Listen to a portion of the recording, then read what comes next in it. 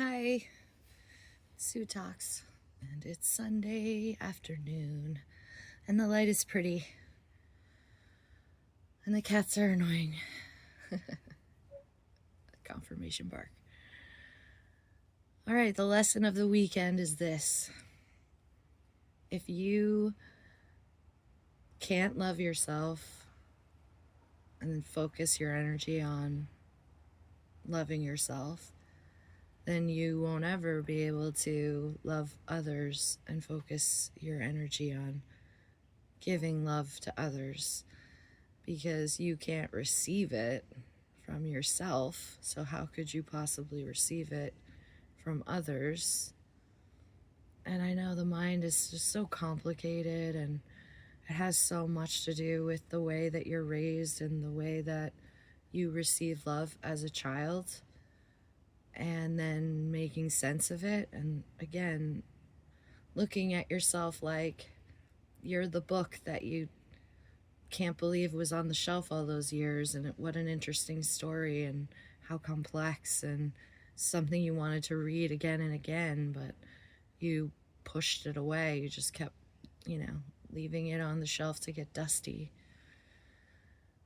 And that's sad. It makes me sad. Oh God, I'm so frustrated sometimes, because when your entire world is lifting others up, and then spending this past, let's just call it a year, lifting myself up and saying, like, what does Sue really want and need, and how does it make me feel, and understanding the distinction between a feeling is like what your body is feeling, like how fast your heart is going, how fast your thoughts are thinking, or slow, um, sweaty palms, blinking eyes. Like, watch the behavior panel and all the things, the looking up, the covering your internal organs, the clenching of the fists, those are feelings.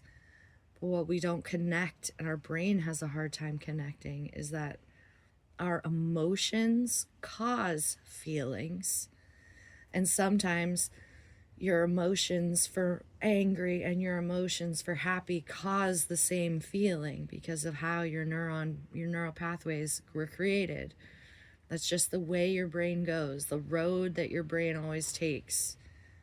And it's like a path that you've trodden on, right? It just is there. It's timeless. It just, why would you pick another path when you have to bushwhack and lay new foundation, when you could just go the tread path? That's how your brain is operating. And if you find yourself in that, repetitive thought cycle, the negative thought cycle, you have to picture that, like, that path is the bad, stop walking on that path.